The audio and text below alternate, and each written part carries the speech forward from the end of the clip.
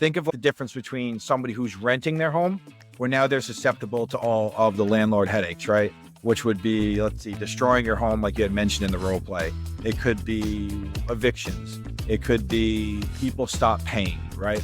Owner financing is very different, right? Because you're not responsible for the home anymore. And the buyer, say me in that situation, is owning the home. There's a title transfer up front, and then they start getting monthly payments, almost like an annuity.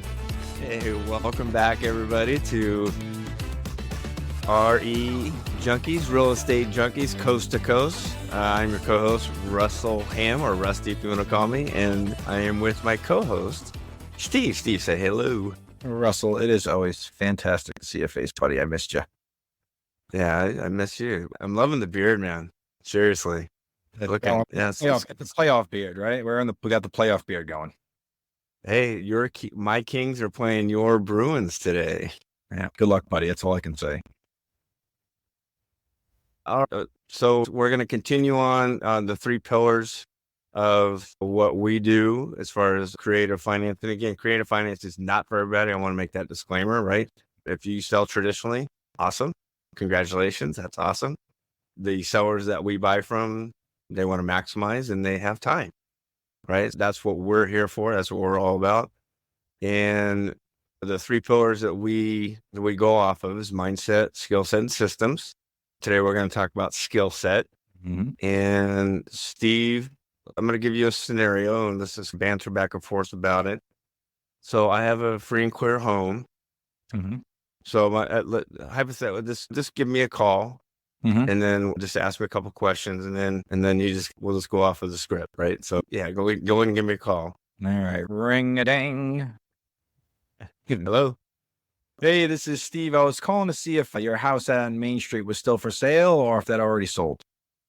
No, I still got it for sale. Oh, cool. Did you have a second, or is this a bad time? No, I'm good.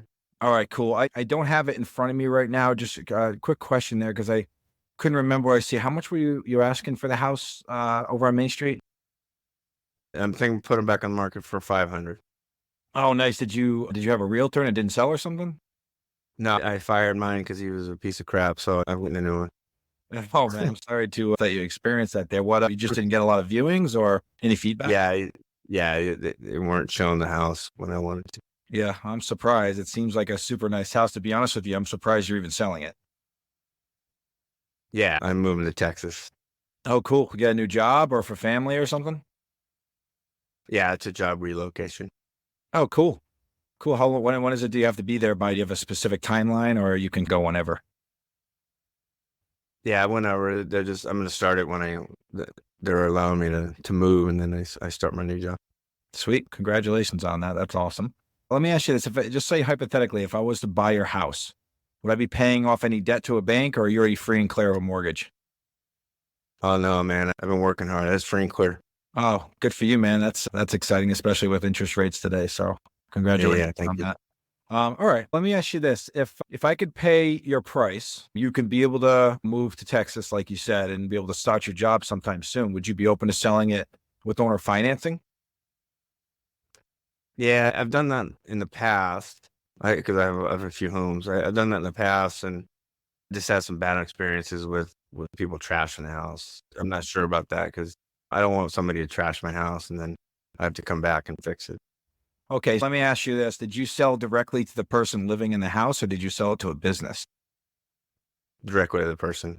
Oh, interesting. Okay, because yeah, this is what I do. I wouldn't be living in your house. I would be buying it. And this may be the disconnect here, and you tell me. So with owner financing, it sounds like you're familiar, but here's how it would work if hypothetically where we were to work together, Russell. So I would agree on a price with you. Let's say the price. How much did you get? Then did you say you wanted for the house? 500. 500. Yeah. All right. Let's use that as the example. We agree upon the price of 500. We'd agree upon a timeline that you would receive monthly payments until I cashed you out. And of course, from there, we would agree on a monthly payment because you don't have one. So this just gives you the ability to basically be elevated to like the bank status. Is that something that would work for you if you didn't have to worry about your house being trashed and all that stuff? Yeah, if I can get the guarantee that this place isn't going to get trashed and I have to come back and put money into it, fix it up, that would be, yeah, because I'm definitely interested in. Got it. Because I've done it before. I just don't want to get it trashed. Yeah. No, I completely understand. In this situation, I'd actually be buying it up front, right? I'd be buying it, we'd be transferring title, and then I'd start making payments to you over time. So I would own the house. So at least anything, like, pick whatever doomsday situation you want, Russell, that can happen to the house.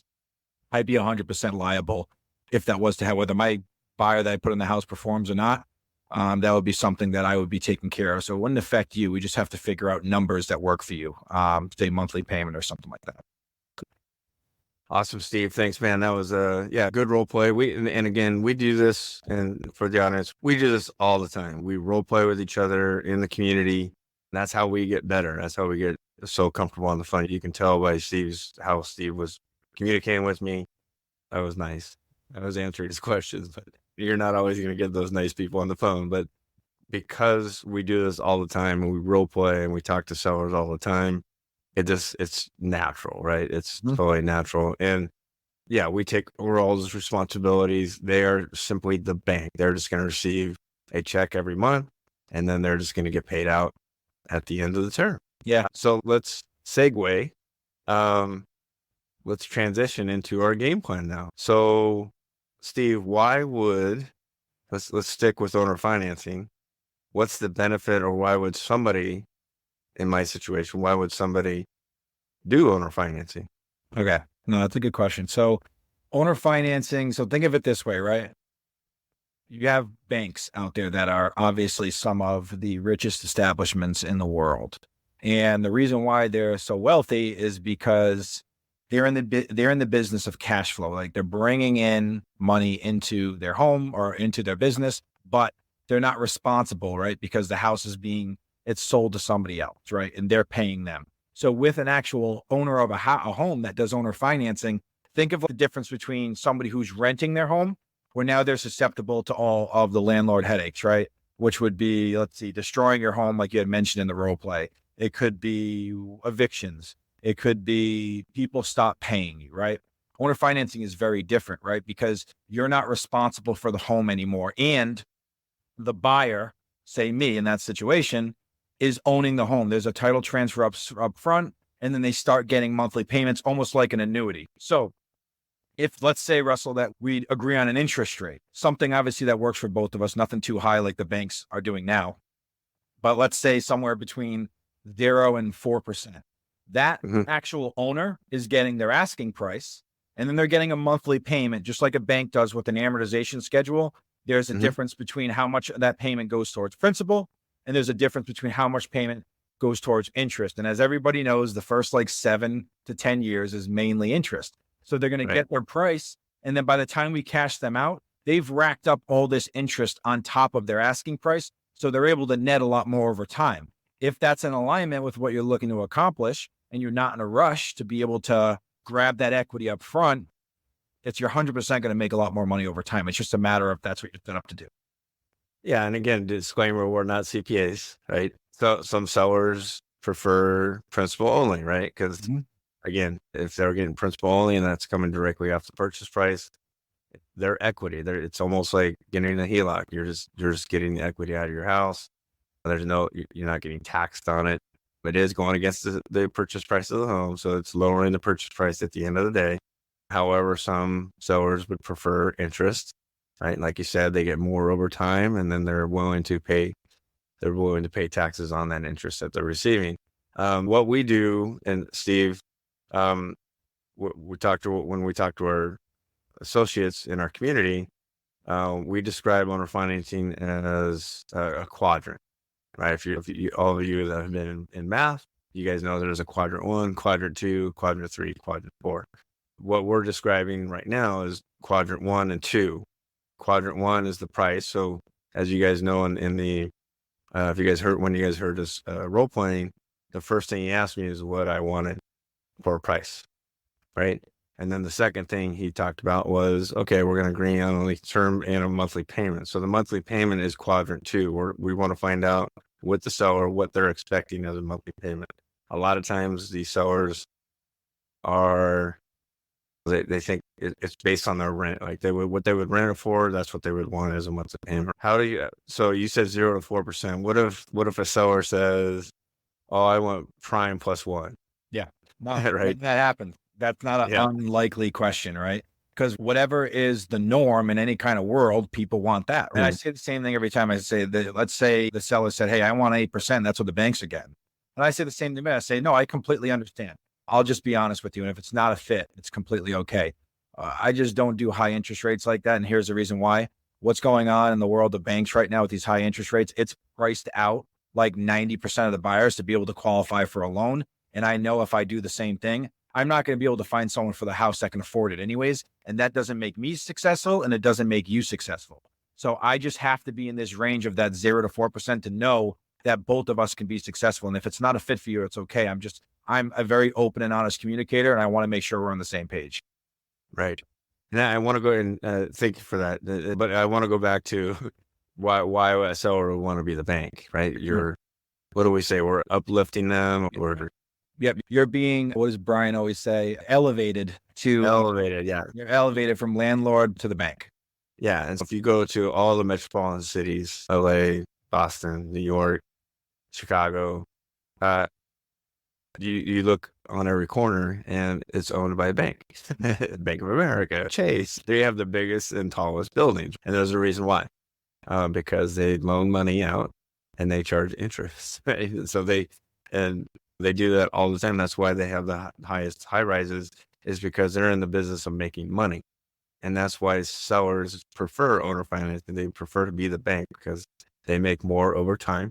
Like you said, the first 7 years is predominantly interest heavy. And so we're elevating them from being a landlord to being a bank. And again, banks aren't in the business of they're not interested in real estate. They're interested in money. They don't fix right? toilets. Banks don't fix toilets. Yeah. So that's why we're saying we're elevating you from landlord, right? Because landlord, again, when we first started, I said, what if you trash the place? Banks don't care if you trash the place. They just want that monthly payment.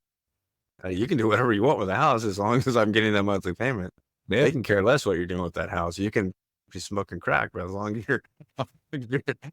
you're paying them, they don't care what you're doing in the house. 100%. So that's what we're trying to do with sellers. A lot of sellers just like, I don't want to carry the note, or I don't want the, because they have that landlord mentality, right? Instead of having a bank's mentality, right? Yeah. What's cool too, right? Then the simplest form with owner financing is you as the buyer or investor are just creating a private loan with the seller directly. The only people who are making money on this deal are you two. There's not a third party that's charging anybody anything. That's why you're just creating this loan with terms that you're both creating, right?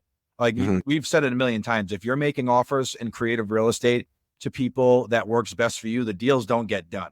You have to design them together, right? And you have to be in agreement in those quadrants, right? And that's why people do this, right? Because they're in control of the terms and also just the ability. Like we get people, Russell, that some people are trying to get out of the landlord business, but they're willing to go ahead and get payments on this house for the next 5 years before they exit it because they know the financial value. Right. We also have people who have acquired homes from maybe family members that passed away and they don't need the money now. So yeah, let's make this a little bit of a cash flowing home for a little while before we exit. There's a million reasons why people do stuff like that. And there's also people with multiple houses, right? They may have vacation homes that they don't really want anymore, but they want cash flow. There could be somebody who has an investment portfolio of a bunch of rentals and homes are going to start being vacant. And this is a great way for them to continue doing the same thing, but not have the responsibilities of having to fix anything or paint the walls before somebody else goes in for their renters. There's a million reasons why. It's all opportunity based on our financing.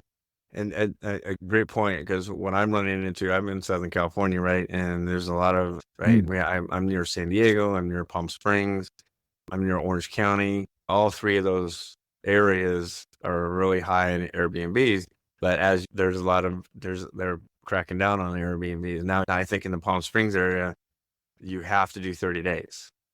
In Temecula, if people are listening, they understand Temecula. It's a wine country. It's a lot of wine. There's a lot of wineries in Temecula, and they're cracking down on Airbnbs there too, as well. So these people that have these second homes, like you said, or these other homes that they're Airbnb and they're making $500 a night or whatever that rate was, now they can't do it. And now they're like, okay, I still want that income and I don't want to have to deal with the home. I don't want to be a landlord. So this is a perfect situation for those people. Yeah. It's funny, the short-term rental world right now, when people are making money, other people got to figure out how to get a piece of it. It's like the mafia. But it comes to these regulations with short-term rentals right now because people have found a way to be so successful, but it also affects other industries, right? Like the hotel industry and all that stuff. So it's just it's funny to watch like these pockets in the United States where they're like, go for it. And other ones are like, say near Orlando or whatever, where they're just like, nope, you cannot do them in this area because it's affecting all these other people. So it's fun to watch how real estate shifts like on a dime like that. Affecting the city, right? Like you said, it's taken away from the hotels. What I've seen in these wine countries now are hotels are popping up. They're starting to build hotels in the wine countries now because they know that the laws are changing. So it's crazy how, like you said, it's changing the industry. It's wild. Quite a bit. All right, cool. Hopefully people got a good nugget out of that, why people would do owner financing. Again, it's a quadrant. There's 4 quadrants. We didn't talk about the other 2, right? We talked about the first quadrant, which is price. Talk about the second quadrant, which is monthly payment. And that monthly payment, again, could be principal only, like I said, for tax purposes. Or if they want interest, we talk about interest. And in the community, we try to keep that between 0 and 4 because of benefit. And again, and the reason why we keep it 0 4, because again, we're looking for tenant buyers that are just outside of financing, and we're trying to create a spread for ourselves. So we want the seller to win. If they want interest, okay, fine. You get interest, but we're going to keep it at a certain level because we need to create a spread for ourselves. So there's a win on both sides. Yeah. Speaking of that, you are currently in a owner financing house. You are paying a monthly payment. And so describe the house that you're currently in, and just describe the house that you're in, and because it's an owner financing situation. So let's segue. Let's cool down. So we did our warm up, which was some role playing. We did our game plan, which is owner financing. We talked about the 4 quadrants. And now we're cooling down. Let's cool down with your place. Describe your place, Steve. All right. So this is pretty interesting here. In early 2022, when I joined my partner, Chris, and we just basically combined our businesses because we're calling in the same areas. We're doing everything together. And this was the first house that I acquired with them, first real estate deal when we were together. And the gentleman that I talked to, he had 5 rentals. He was a 20-year landlord or 30-year landlord. This house I'm sitting in now was a 20-year rental. He just kept turning them over to the next person. This guy was a cheapskate. He did not do a thing to this house. Literally what it looked like 30 years ago is what it looked like when I got it. But either way, he was smart. He was super smart. He knew exactly what he wanted. And when I talked to him and I was like, hey, I did the whole very similar to the role play we just did. And when I said, is there any kind of debt I'm paying off or is it free and clear? He said, no, I've owned this house for years. And I said, okay. And basically went into the script of, if I could get you that number you said earlier, and we can agree upon a timeline, would you open to selling owner financing? This guy was like, yeah, I've done that before. Absolutely. I was like, when we're the investor on the phone and people say yes to us immediately, like it throws us off way more than they know. Right. We're like, time out. So I was like, all right. And this guy immediately just threw out his term, which does not happen often either.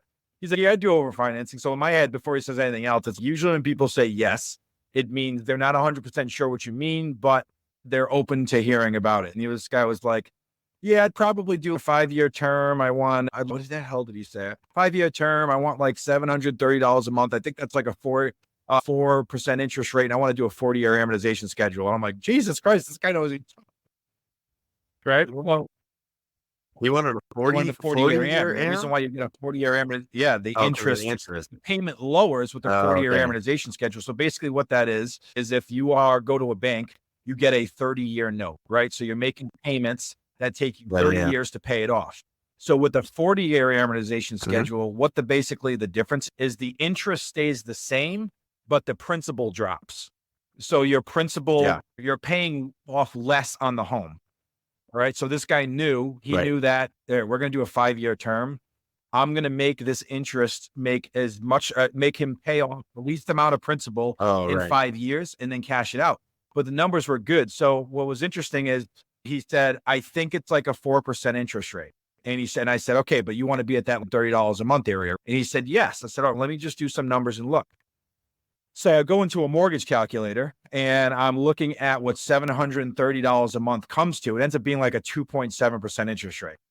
So I call him back and I said, hey, listen, I looked at the numbers. I can't go any higher than 730 a month, but I can do that. I just wanted to let you know that the interest rate connected to that is actually 2.7.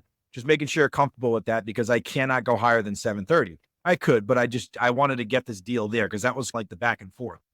So we ended up agreeing on Right. like 219,000 and 2.7% interest rate, a 5-year term, which means I have to cash him out in 5 years. It's been about 2.5 years so far. And then I just basically rehabbed this house. I ripped it apart and I did it over just because fortunately for my past, I had that skill set. So what ended up happening was we closed on that house and the plan wasn't for me to live in this home. Okay. I was So an you were an investor. investor at the time. Your thought process was, oh, I'm going to find a tenant buyer, and I'm going to create Yeah. a spread, and I'm going to So all this that kind of house stuff, was right? a dog, everything original, gross. It was 20-year rental. There was probably dog and cat pee under the floors. It just didn't smell good. It was gross. Ooh, And we had this thing on the market for 8 months. And we just kept doing little things here and there. We painted the walls at one point, which we typically don't do any work to any of these houses. Then we found out that there was from the inspection that there was, because it's just sitting on top of our crawl space, that like the floor joists underneath weren't good. So we ended up throwing a little bit of money into just re-supporting the home. And then 7 months sure. in, it didn't sell. Okay. 7 months later, I end up having a life change. I end up getting a divorce and having to find a home. Okay. Right. Can't find anything. At the time, rentals were, this was when in 2022, when rentals were like higher than they ever been, right? Houses are worth more than they've ever been. So it's this weird, you get a rental, then you're going to pay through the roof and there's nothing available. You try to get a Right. home, which I did, but I couldn't get a loan because I'm self-employed and very good at not showing my income. So I couldn't get a home. And I'm like, There you go. what the frick am I going to do? I'm like, oh my God, I have this house that no one wants. And I went through it again and I looked, I was like, all right, you know what? I'm going to get in my home and that I got under contract for the business and I'm going to buy it myself. So I just became my buyer. I've been in here for a That's year and a right. half. I ripped the place apart. It's nice. It's on a pond that I've always actually wanted to be on because I love fishing and it's just over in the area. But this just shows you the opportunity in real estate that you don't even necessarily know exists. You can go ahead and almost, like we say, cherry pick the ones that you want. If you ever want a home, you get one under contract and maybe it's like a dream house in an area that you've always wanted to be. And this is the opportunity. We've seen it happen numerous times. Zach's done it with one Yeah. of his houses. It's really cool. You can just pivot That's right. and be able to create these opportunities based off your lifestyle. And if I didn't have this house here, I don't know what I would have done to find a home because I was like up against the wall. So it was a very interesting opportunity at a good time. But yeah, and like you said, you're paying what, Yeah. $700 something, and rents are probably in that area, probably in Yeah, the 100%. 2000. Oh my gosh, what a great opportunity. Obviously, we don't want that life change to happen in people's lives, but Sure. it does happen, right? Life changes, like things happen in your life, and it just fell in your lap that way. And again, people that are listening, again, yes, we are investors. We're looking for 3 paydays. We're looking for payday 1, payday 2. Payday 1, money up front. Payday 2, which is money over time, and then payday 3 is when you close.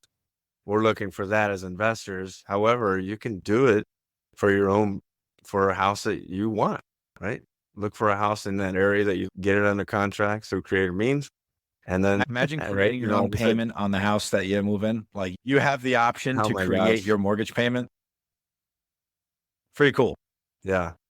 How awesome is that? Yeah, that's pretty cool, man. And you put in the sweat equity. So now a $210,000 home instantly becomes, over time, because you have to cash them out in 5 years. So you have what sounds like another 2.5 years. So another 2.5 years, you've already built that equity in. You get a loan, and now obviously that loan can be a little bit Here's a higher. cool option though. This is what I'm probably going to do with this. I'm wrestling with it because I love the location because living on a pond, I play pond hockey. I fish all the time. So it's a cool scenario. I have a dock and all right. this stuff.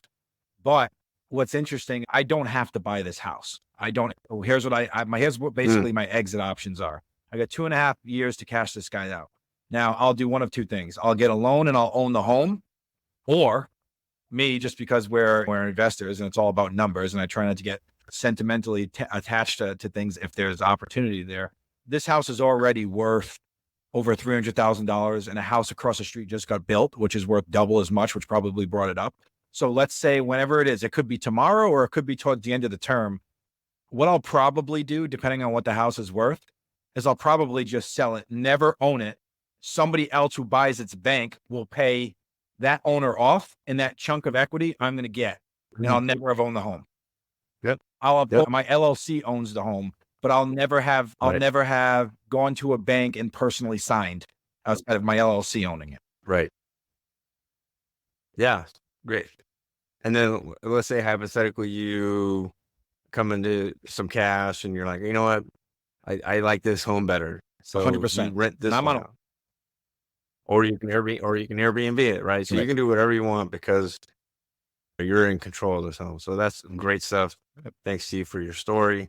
And I appreciate that. Awesome stuff. Again, we're going to continue to do this. I think next time we talk, we're going to continue with owner financing. We're going to talk about the quadrants. We'll talk about quadrant 3, which is term length, and why people would go farther out. A lot of them will do 5 years, but we'll get into that. And why people would want to go further out. But awesome stuff, Steve. It was great seeing you. And we'll check you guys out next week. Always a pleasure. And by the way, buddy, this is a good beard week for us. Good goatee and beer week. You look great.